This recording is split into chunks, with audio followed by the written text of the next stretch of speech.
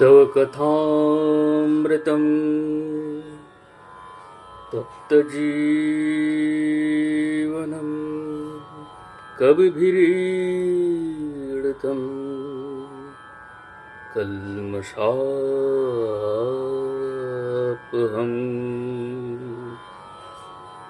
श्रवणमङ्गलम्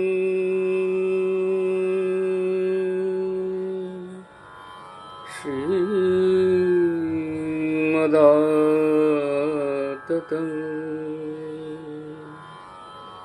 भुवि गृह्णन्ति ये भूरिदा जना।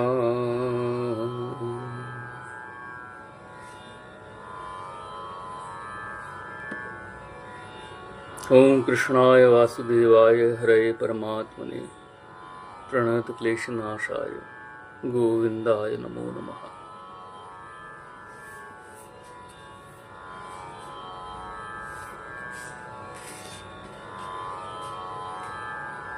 গ্রন্থ দর্বেশ দর্শন ষষ্ঠ অধ্যায় প্রসঙ্গ সাধন ভজন পত্রাংশ সংখ্যা 48। তোমার মতো তরুণ বয়সে ব্রহ্মচর্যের দিকে পূর্ণ দৃষ্টি ও সতর্কতা রাখিয়া ঐকান্তিক মনে পাঠে মনোযোগ করাই শ্রেষ্ঠ সাধন। আজকালকার শিক্ষায় বড়ই অবিনয় করিয়া দেয়। বিনয় নম্রতা মনুষ্য জীবনের সর্বশ্রেষ্ঠ ভূষণ, একথা সর্বদা মনে রাখিবে। বিনয় শব্দের অর্থ মিনমিনে সাত চড়ে কথা কয় না নহে। তেজিয়ান ব্যতীত যথার্থ বিনয়ী হয় না। এই বয়সেই সাধনা আরম্ভ করিবার প্রকৃত সময়, কিন্তু আমাদের এই সাধনা পাইতে হইলে সর্বাগ্রে তোমার পিতামাতা বা অন্য যিনি অভিভাবক আছেন তাহার অনুমতি আবশ্যক, নতুবা হইবার জো নাই। এই অনুমতি লইয়া পরে চিঠি লিখিলে হওয়া না হওয়া সম্বন্ধে বিবেচনা করা যাইবে। তোমার বাক্য কার্য ও চেষ্টা ভদ্র হোক। পত্রাংশ সংখ্যা 49।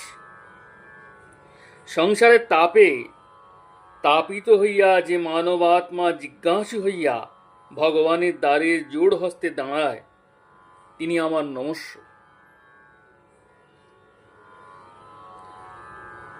আপনি আমার দণ্ডবৎ জানিবেন, আমি নিজ জীবনে যথেষ্ট তাপ সহ্য করিয়াছি, তাই আপনার দুঃখ বুঝিতে পারি। আমাদের অনুষ্ঠিত সাধন প্রণালী কেবলমাত্র ভগবত ভজনের জন্যই প্রযুক্ত হইয়া থাকে।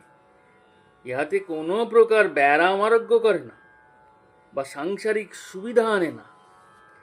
সে বিষয়ে আমরা সম্পূর্ণরূপে প্রকৃতি বা প্রারব্ধের উপর নির্ভর করিয়া থাকি। সুতরাং এই সাধনে আপনার দেহ নিরোগ হইবার কোনো প্রকার আশা নাই। এই সাধনে প্রারব্ধের ভোগ শীঘ্র শীঘ্র ক্ষয় করিয়া মানুষকে অতি অল্প কয়েকটা জন্মের মধ্যে মুক্ত করিয়া দেয়। যে রাস্তা বহুদিন বসিয়া অতিক্রম করিবার কথা ছিল, উহা অল্প দিনে অতিক্রম করিতে হইলেই অসম্ভব দৌড়াইতে হয়। সুতরাং যদি আপনার প্রারব্ধে বহু ব্যারাম ভোগের কথা নির্দিষ্ট থাকিয়া থাকে, তবে সাধন পাইলে ব্যারাম পীড়া আরো বাড়িবে বই কমিবে না। সুতরাং আপনার এই সাধন গ্রহণে নিবৃত্ত হওয়াই সঙ্গত। কোনো প্রকার সাংসারিক বা দৈহিক সুবিধা এ সাধনে পাইবেন না, বরং ঝঞ্ঝাট আরো বাড়িবে। আপনার বিশুদ্ধ ধর্ম লাভ হোক, এই আশীর্বাদ করি। পত্রাংশ সংখ্যা 50। সাধন ভজন যথার্থ কিছু নয়, ইহা বুঝিবার জন্যই সাধন ভজন করা একান্ত আবশ্যক। এই সত্য যত বুঝিবে ততই ভগবানের কৃপা উপলব্ধি হইবে। যে কার্যে ভগবৎ কৃপা উপলব্ধি করা যায়, সেই দুর্লভ সাধন ভজন সাধক কখনো পরিত্যাগ করিতে চায় না। কৃপার লোভেই সাধন করা একান্ত আবশ্যক। পত্রাংশ সংখ্যা 51। নিরাপদ ভূমি কোথায় তাহা আজ পর্যন্ত জানো না। ইহাতে বড়ই আশ্চর্য ও দুঃখিত হইলাম। কেবলমাত্র ভগবানের চরণে অনন্য শরণ গ্রহণ করাই নিরাপদ ভূমি, আর কোথাও নিরাপদ ভূমি নাই। পত্রাংশ সংখ্যা 52। তুমি ঠিকই বুঝিয়াছ, শ্রীমন মহাপ্রভুর প্রবর্তিত সাধনই আমাদের সাধনা। কিন্তু গৌড়ীয় বৈষ্ণবেরা যে প্রণালী ধরিয়া সাধন করেন, আমাদের প্রণালী তাহা হইতে বিভিন্ন। কল্পনা আমরা একেবারেই মানি না। সুতরাং গৌড়ীয় বৈষ্ণবদের কল্পিত শরণ মনন আমাদের নয়, কেবলমাত্র নামই সত্য। এবং এই নাম সাধন যথা নিয়মে করিতে করিতে যিনি বা যাহা সম্মুখে উপস্থিত হইবে, মাত্র তাহাই আমাদের সত্য। পূর্ব হইতে যাহা দেখি নাই, এমন একটা কল্পিত মূর্তি ধ্যান আমাদের সাধন নয়। পত্রাংশ সংখ্যা 53। সাধনে বিশেষ কিছু হয় নাই, তাহার কারণ ধর্মের বাসনা। অর্থাৎ মন স্থির হোক, ইন্দ্রিয় সংযত হোক, সৎ স্বভাব হোক, এইসব বাসনাও সাধনের বিরোধী। কেবলমাত্র শ্বাস প্রশ্বাসের নাম হোক, এই বাসনাকে জাগাইয়া তুলিতে হইবে। আমার ইন্দ্রিয় অসংযত থাকুক, কিন্তু প্রত্যেক শ্বাসে নাম হোক। আমার মন স্থির হোক বা না হোক, আমার শ্বাসে প্রশ্বাসের নাম হোক। আমার স্বর্গ বা নরক হোক হোক না কেন, শ্বাসে প্রশ্বাসে নাম হোক। আমার যাহা খুশি তাহা হোক, কিন্তু কেবলমাত্র যেন প্রতি শ্বাসে ভগবানের পাবন নাম জপ হয়, এই প্রার্থনা সম্বল করিতে হইবে।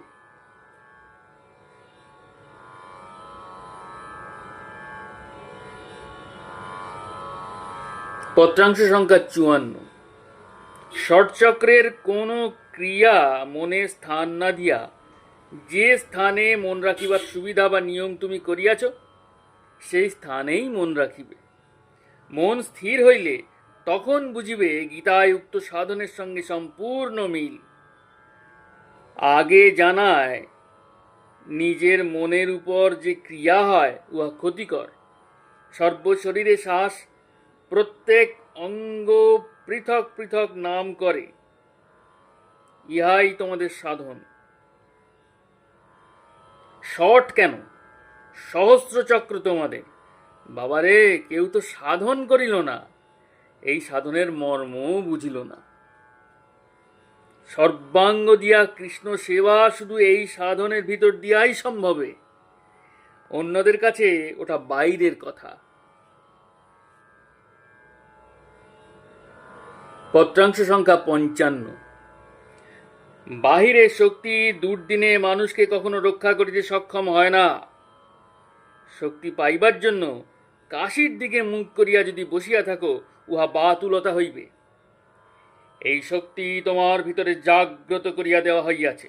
এখন অবিশ্রান্ত যতই নাম শ্বাসে প্রশ্বাসে চালাইতে থাকিবে, ততই শক্তির সমুদ্র তোমাকে ডুবাইয়া তরতর বেগে বহিতে থাকিবে। সে স্রোতে ইন্দ্রিয় লালসা, বিষয় বাসনা কোথায় ভাসিয়া যাইবে তুমি খুঁজিয়াও পাইবে না। এই জন্যই বলিয়াছি, বাসনা জয়ের দিকে পৃথক দৃষ্টি দিবার কোনো আবশ্যক নাই। যেমন অন্ধকারের সঙ্গে লাঠি লইয়া মারামারি করিয়া তাহাকে দূর করা যায় না, সামান্য একটু প্রদীপের আলোতে উহা দূর হয়, তেমনি সহস্র চেষ্টায় ইন্দ্রিয় দমন করা যায় না। কেবলমাত্র সমস্ত চিন্তা হা হুতাশ ঠেলিয়া ফেলিয়া শ্বাসে শ্বাসে নাম জপে অতি অল্প দিনেই উহা চলিয়া যায়। প্রত্যহ নিয়মিত সাধন যদি একটি দিনও বাদ না দাও, খুব অনিচ্ছা হইলেও উহা মেশিনের মতো করিয়া যাইতে থাকো, তবে অতি শীঘ্রই সমস্ত অনর্থের নিবৃত্তি হইবে। আহার ও শয়ন সম্বন্ধে কঠোরতা করো কি না করো, কিন্তু ওই বিষয়ে সংযম একান্তই আবশ্যক। অতিরিক্ত ভোজন ও অতিরিক্ত নিদ্রা বিষের মতো ত্যাগ করিতে হইবে। নিরামিষ বা আমিষ যাহাই খাও না কেন, পরিমাণ এমন হওয়া চাই যেন খাইয়া উঠিয়াও পেটের খানিকটা অংশ বেশ খালি আছে বলিয়া মনে করিতে পারো। দিবানিদ্রা অত্যন্ত অপকারী, ত্যাগ করিতে পারিলেই ভালো। রাত্রে 6 ঘন্টার বেশি ঘুমাইলে অপকার হয়। ক্রমশ নিদ্রা কমাইয়া 3 ঘন্টায় আনিতে হইবে। বিছানাটা 1.5 হাত উঁচু জাজিম হোক কিংবা সামান্য একখানা কম্বল হোক, তাহাতে আপত্তি নাই। অন্যের বিছানায় বসিয়া কখনো সাধন করা ভালো নয়। সাধনের জন্যও সম্পূর্ণরূপে নিজের একখানি আসনের প্রয়োজন।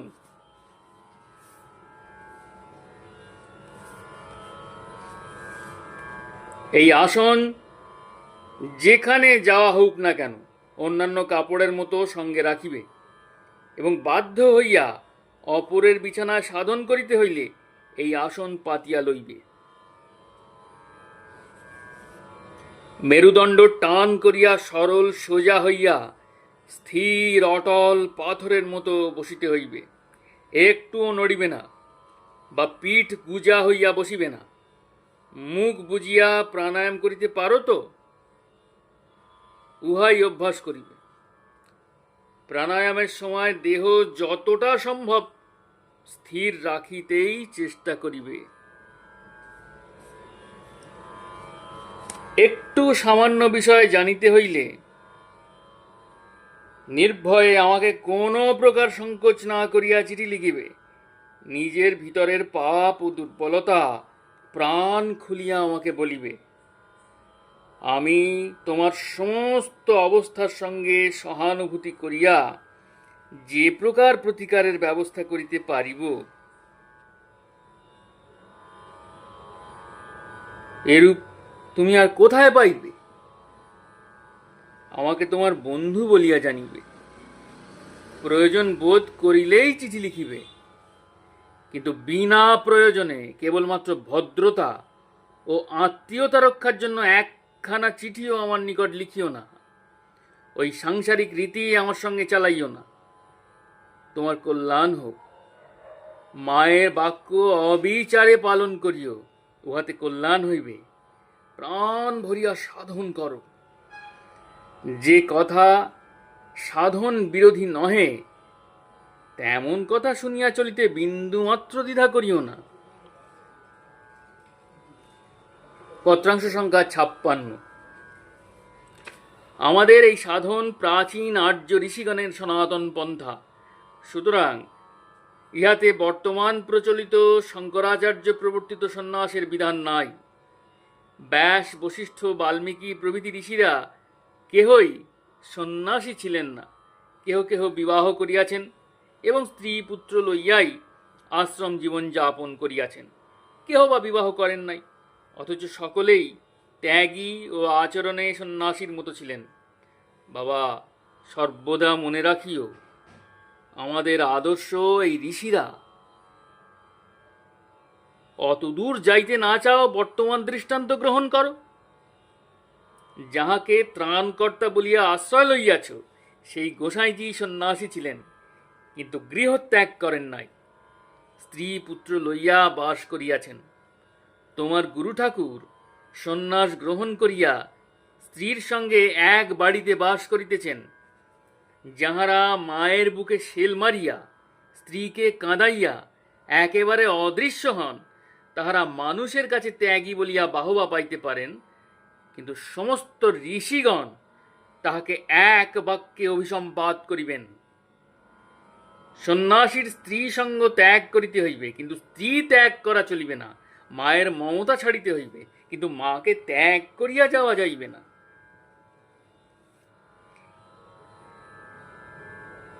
মায়ের মমতা ছাড়িতে হইবে, কিন্তু মাকে ত্যাগ করিয়া যাওয়া হইবে না। গৃহে বাস করিয়াও অর্থ উপার্জন বা ভিক্ষা, এই দুইটি ত্যাগ করিতে হইবে। এসব বড় কঠিন, কঠিন বলিয়াই ইহার নাম সন্ন্যাস। সংসারের ঝঞ্ঝাট এড়াইবার জন্য 2 পয়সার গেরুয়া কাপড় ছোপাইয়া কোনো মঠে অলসের মতো বসিয়া লাড্ডু খাওয়া সন্ন্যাস নহে। ত্যাগ কে করিতে পারে? যে অর্জন করে নাই, তাহার ত্যাগ কখনো ত্যাগ নহে। সুতরাং ত্যাগী হইবার পূর্বে ধর্ম, অর্থ, কাম এই 3টি উপার্জন করিতে হইবে। মাথার ঘাম পায়ে ফেলিয়া যে পরিশ্রম করিয়াছে, সে যদি নিজের সেই কষ্টার্জিত কর্মফল ত্যাগ করিয়া যায়, তবেই তাহার সন্ন্যাস হইল। সংসারের ঝঞ্ঝাট দেখিয়া যে ভয়ে আরামের জন্য দূরে সরিয়া দাঁড়ায়, তাহার ত্যাগ হইবে কি প্রকারে? বীর হও, যেখানে ঝঞ্ঝাট, যেখানে গোলমাল, সেইখানেই মাথা ঠুকাইয়া দাও। নিজের শক্তিতে অবিশ্বাসী হইও না। 2-1 যদি বা পা পিছলাইয়া যায়, কুছ পরোয়া নাই। নিজেকে পদ্মপত্রের জলের মতো সর্বদা মুক্ত মনে করিবে। এইরূপে মারামারি করিয়া সংসারকে জয় করিতে হইবে। কাপুরুষের মতো সংসার হইতে দূরে পালাইয়া সংসার জয়ী হওয়া যায় না। জয় গুরু, জয় গুরু, জয় গুরু। জয় দরবেশ, জয় গোসাই। প্রণাম, প্রণাম, প্রণাম।